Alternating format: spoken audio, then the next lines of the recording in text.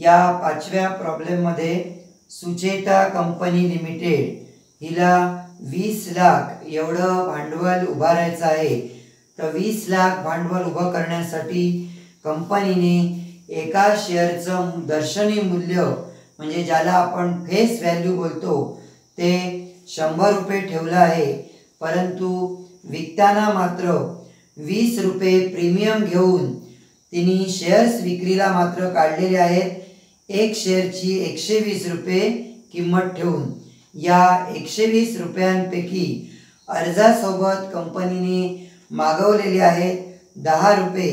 वितरणाच्या वेळी म्हणजे अलॉटमेंटच्या वेळी कंपनी मागवणार आहे शेअर्सपैकी 40 रुपये आणि प्रीमियमपैकी 10 रुपये, म्हणजे अलॉटमेंटच्या वेळी कंपनी मागवणार आहे एकूण 50 रुपये।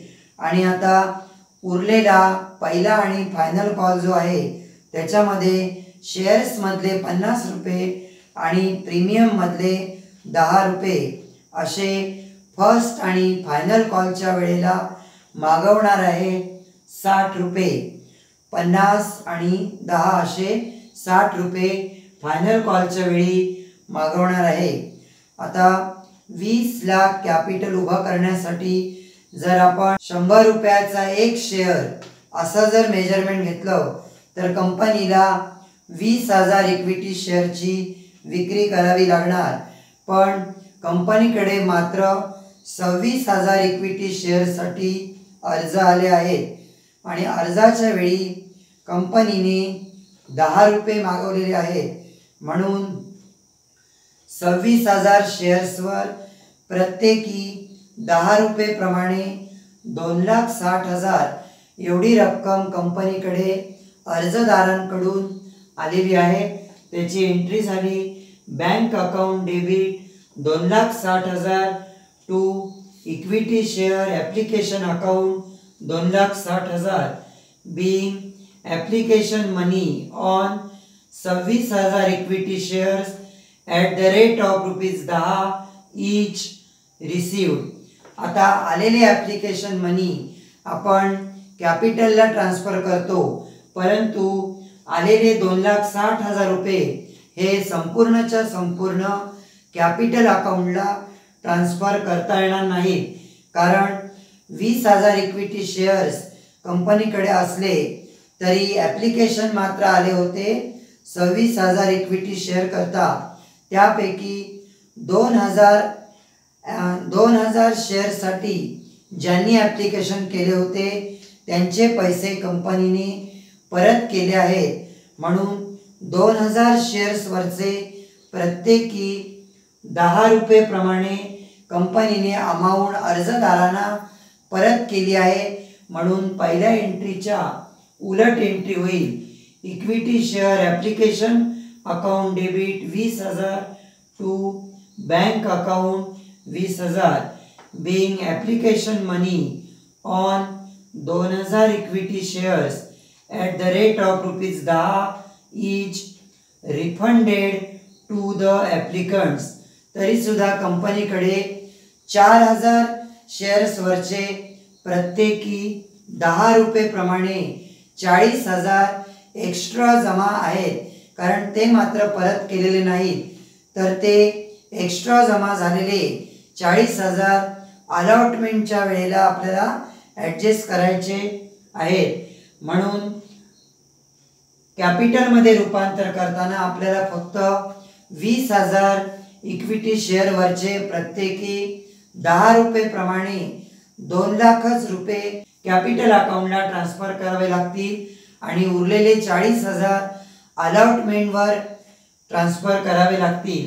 म्हणून तिसरी एंट्री बघा, equity share application account debit 2,40,000 to equity share capital account 2 lakh to equity share allotment account 40,000 being application money on 20,000 equity shares at the rate of ₹10 each transferred to equity share capital account and remaining application money on 4000 equity shares at the rate of ₹10 each adjusted to equity share allotment account.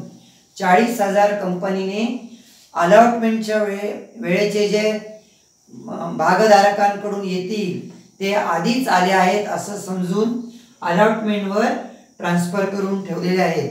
आता कंपनीने वितरणाच्या वेळी म्हणजेच अलॉटमेंटच्या वेळी शेअरच्या दर्शनी किमतीपैकी ₹40 आणि ₹20 प्रीमियमपैकी ₹10 असे ₹50 अलॉटमेंटच्या वेळी मागवले आहेत. म्हणजे शेअरचं प्रत्यक्ष वितरण करताना ₹50 कंपनी मागवणार आहे आणि या ₹50मध्ये ₹10 प्रीमियमचे आहेत म्हणून ते ड्यूची एंट्री झाली.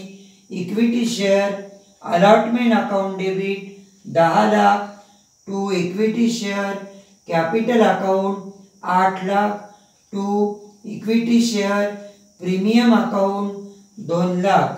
being allotment money on 20,000 equity share at the rate of ₹50 including premium due. या ₹50 शेअरच्या फेस व्हॅल्यूपैकी ₹40 आहेत आणि ₹20 प्रीमियमपैकी ₹10 आहेत. म्हणजे अलॉटमेंटच्या वेळी आपल्याला ₹50 ड्यू आहेत. आता ही ड्यू अमाऊंट जेव्हा भागधारकांकडून मिळेल त्याची एंट्री होईल bank account debit to equity share allotment account. पण रुपये बघा किती लिहिलेले आहेत, 9,60,000. कारण हे 40,000 जे आहेत ते ज्यांच्याकडून अर्जासोबत आले होते ते अगोदरच जमा करून घेतले. त्याच्यामुळे अलॉटमेंट जरी ते 10 लाखाचं असलं तरी 40,000 अगोदर मिळालेले असल्यामुळे आत्ता प्रत्यक्ष कंपनीने स्वीकारलेले आहेत 9,60,000. being allotment money on 20,000 equity shares at the rate of ₹50 including premium received after adjusting excess application money. म्हणजे एक्सेस ॲप्लिकेशन मनी आले होते आपल्याकडे 40,000 ते इथे ॲडजस्ट करून 10 लाखापैकी रक्कम मिळाल्याचं दाखवलंय 9,60,000. कारण 40,000 आपल्याला अगोदरच मिळालेले होते. त्यानंतर कंपनीने पहिला आणि फायनल कॉल केला आहे ₹50चा. त्याच्यामध्ये ₹10 घेतलेत प्रीमियमचे. म्हणजे फायनल कॉलच्या वेळी एकूण ड्यू असतील ₹60. या ₹60मध्ये शेअरच्या फेस व्हॅल्यूपैकी 50 आणि ₹20 प्रीमियमपैकी 10 म्हणून फायनल कॉल ड्यू होईल 20,000 शेअरवरील प्रत्येकी ₹60 प्रमाणे 12 लाख. त्याची एंट्री बघा, equity share final call account debit 12 lakh to equity share capital 10 lakh आणि to share premium account 2 lakh. being final call money on 20,000 equity shares at the rate of ₹60 including premium due. आता due असलेली संपूर्ण amount final कॉलची कंपनीकडे वसूल झाली आहे 12 लाख. त्याची entry बघा, bank account debit 12 lakh to equity share final call account 12 lakh. being final call money on 20,000 equity shares at the rate of ₹60 including premium received. म्हणजे कंपनीकडे 20,000 शेअर्सवरचे प्रत्येक वेळेचे सर्व रुपये जमा झालेले आहेत. म्हणजे सर्व शेअर होल्डर्सनी त्यांना वाटप केलेल्या शेअरचे सर्व रक्कम कंपनीकडे जमा केलेली आहे.